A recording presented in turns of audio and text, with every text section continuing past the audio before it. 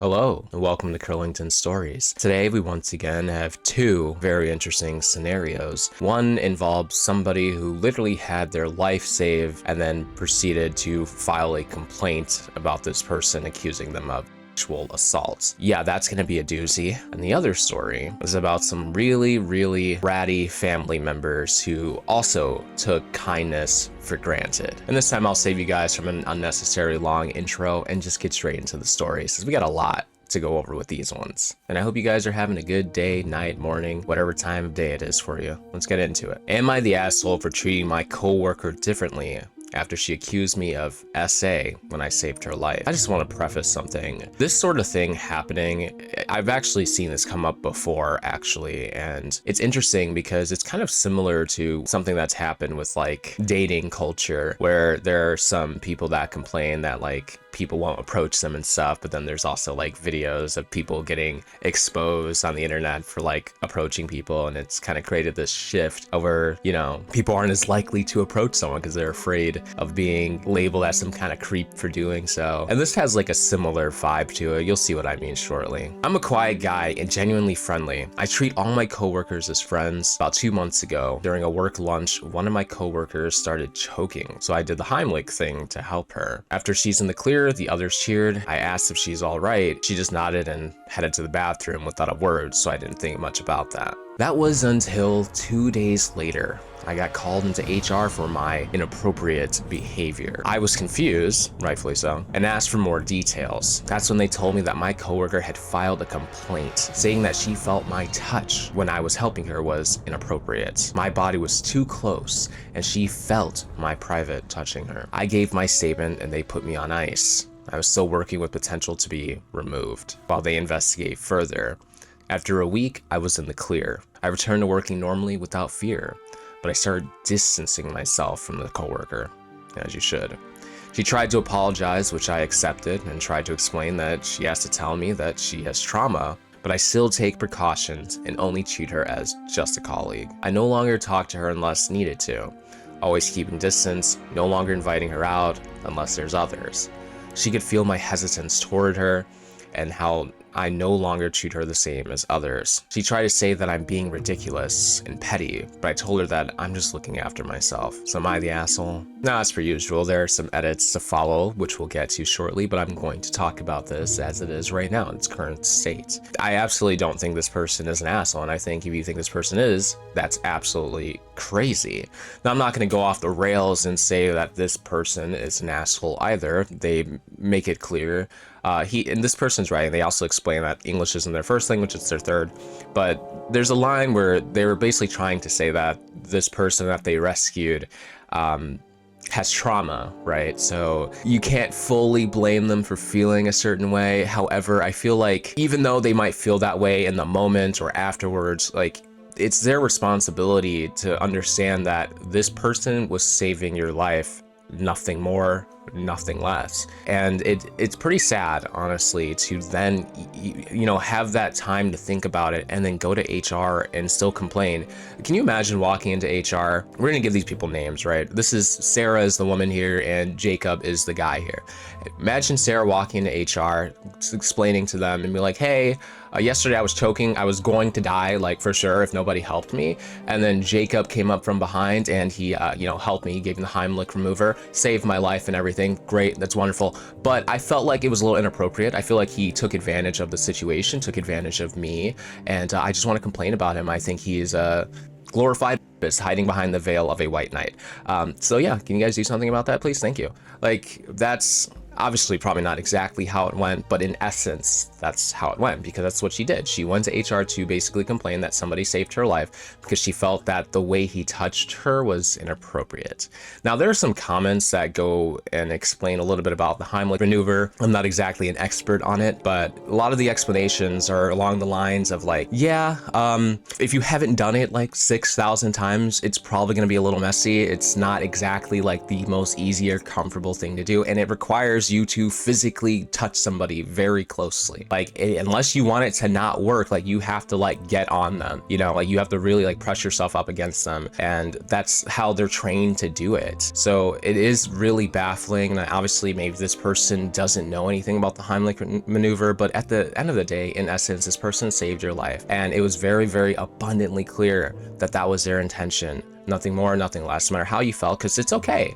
It's fine if you felt that way in the moment, that you felt like, okay, he was touching me a little too close or whatever it is, you know, because of trauma or whatever. But you then have to realize what was actually done here. And it is really sad and scary that she was willing to put this guy's job at risk, saving her life. But that's where we are. Let's continue. Wow, this blew up. I'm not very active here, but I have read several comments and DMs. Sorry, I can't read all. Thanks for everyone's support. I won't make updates, but I have some clarifications. I'm not from or at any English-speaking countries. Me and the coworker did have a talk with our colleagues nearby, of course, and she agreed to just limited to necessary contacts that related to work. I won't sue her because everything is resolved, and to be honest, it would just bring more problems while wasting money. I also received several DMs about people with similar experiences as me, which made me sad and relieved that I'm not the only one. And I also saw comments about how I'm not considering and don't understand trauma, which is fair. If you're harassed for real, then you should protect yourself. But I just hope she came to me about her uncomfortableness since we've known each other for a couple years. That's it again. Thank you. Now, I want to add to this, the accusing him of saying you don't understand trauma. Sure, maybe he doesn't, but he is treating her differently. That's like kind of the question here is, you know, should he treat her differently? Is he an asshole for doing so? And I still don't think so. No, this person tried to ruin your life. This person tried to ruin your life for saving theirs. Like, I would avoid all contact. Their trauma is their trauma, sure, but their trauma shouldn't ruin my life, you know, if I did nothing wrong. And I'm gonna protect myself, you know, and I'm not gonna do so I'm not gonna basically try to maintain a relationship with somebody that risks my livelihood. It's just not happening, regardless of what they experienced. And I'm a very forgiving person, but this is the kind of thing that I can't even forgive. Now, again, I don't think she is an asshole. I don't think anybody's an asshole, but I don't think she should expect him to just let everything go back to normal after she did that to him, because she still had to make that conscious decision to get up that next morning, walk into HR after all this time sleeping on it and everything, and still deciding, you know what, I think he's a rapist. I think he sexually assaulted me, and then to go forward with that. You know, if it really, you know, bothered you to the core, really moved you, then go talk to a therapist about it, or go talk to somebody that isn't going to put his livelihood at risk. Clearly, from what I've gathered from the relationship, considering you wanted it to return to normal, clearly you didn't think of him that way genuinely. There's just a moment when trauma had clouded your judgment of him, and you let that drive your decision making. And you just shouldn't expect him to want to adhere to that, especially knowing that you're a risk to his livelihood. I'm gonna say it now. I know there's probably gonna be some people upset about my take on this in the comments, and that's okay. That's probably gonna happen a decent amount here. The whole purpose of these videos is to have discussions, talk about these sort of things, and find some entertainment and enjoyment along the way. But that's it for this particular story. Let's move on to the next one. Am I the asshole for telling my wife the lock of my daughter's door does not get removed until my brother-in-law and his daughters are out of our house? I'm not gonna lie, I thought this was gonna be something completely different when I read the title originally, but I was very relieved to find out that it's really just a story about some bratty ass kids and some very ungrateful parents. And I'm sure you guys will enjoy it. Make sure you'll stick around and listen to it so we can talk about it later. My brother-in-law, Sammy, lost his home shortly after his divorce 10 months ago. He moved in with us and brought his twin daughters, Olivia and Sloan, 18 years old, with him a couple of months ago. His sister, my wife, and I have one daughter, Zoe, 16. And she and her cousins aren't close, but get along fine, for now. Olivia and Sloan have no respect for Zoe's privacy, none. They used to walk into her room and take everything they got their hands on: makeup, phone, accessories, clothes, school, laptop, etc. Zoe complained a lot, and I've already asked the girls to respect Zoe's privacy and stop taking her things. My wife and Sammy saw no issue with this. After all, they're girls, and this is typical teenage girl behavior. I completely disagreed. Not to mention, the teenage girls in question here are 18. They're like adults now.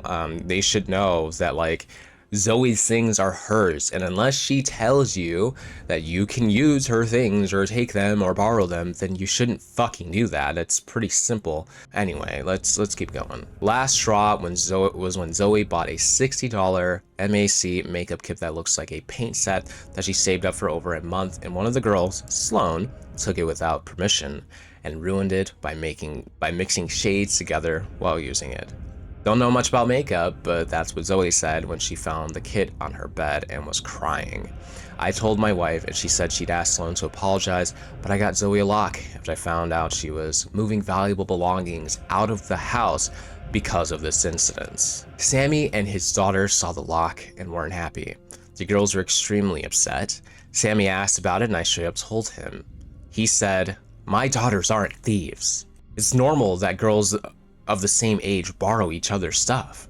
He said Zoe could easily get another makeup kit for $15 from Walmart and shouldn't even be buying expensive adult makeup in the first place, and suggested my wife take care of this defect in Zoe's personality, trying to appear older than she is. He accused me of being overprotective and babying Zoe with his level of enablement. I really wish I can get my wife to chime in on this one, but she doesn't like to be on camera, and she's asleep, but she knows a lot more about makeup than I do. You know what? I'm gonna go get her opinion real quick. Be right back. You want me to grab this? I don't know if you want to sit on the stool. You can, but it's a little far away from the mic. All right, so I was actually able to convince my wife to get out of bed and to weigh in on this topic. Again, she won't be on camera. She doesn't want to be on camera, but she's here. And so we're just gonna pick up from basically the part he said, "My daughters aren't thieves. It's normal that girls of the same age borrow each other's stuff." He said Zoe could easily get another makeup kit for $15 from Walmart and shouldn't even be buying expensive adult makeup in the first place, and suggested my wife take care of this defect. I think that's really crazy since he's living under their roof. In Zoe's personality trying to appear older than she is, he accused me of being overprotective and babying Zoe with this level of enablement. He's lucky he's not kicked out yet. Yeah, deadass. I would have already kicked this person out at that statement. Talking about my daughter like that is kind of crossing a line. Yeah, no, I don't know what this guy's thinking. I told him this is between me and my wife, but she shamed me for putting a lock on Zoe's door for her cousins to see and preventing them from spending time with her, saying I was supposed to treat them like daughters. Then demanded I remove it, but I said this lock does not get removed till her brother and his daughters are out of our house. There's a little bit more. We'll just try to finish it here, I guess. She got mad I was implying we kick them out and said her family will hate me for this. So I reminded her that I don't care. Oh, it's actually, it gets worse. It's just, there's so much hypocrisy too. So I reminded her that I let Sammy and his family move in, which something her own family refused to do. So she should start with shaming / blaming them for not taking their own son and niece's granddaughters in. Why is she choosing her other family over her own daughter? That's half of her. I don't know. It's. See you next Tuesday. I don't know if you guys know what "see you next Tuesday" means, but Google it. With the letter C. But if it wasn't for her family's unwillingness to help, we wouldn't be dealing with this much disturbance at home. Everyone's been giving me and Zoe silent treatment, and my wife is very much upset over this. He seems like a great dad, and the mom seems like trash. How do you feel about the makeup thing specifically? Like them taking her makeup kit and then the dad trying basically to just protect her belongings and them getting upset about it. I'd be throwing hands. I think that's so rude. And they're 18, she's 16. They're very immature for their age.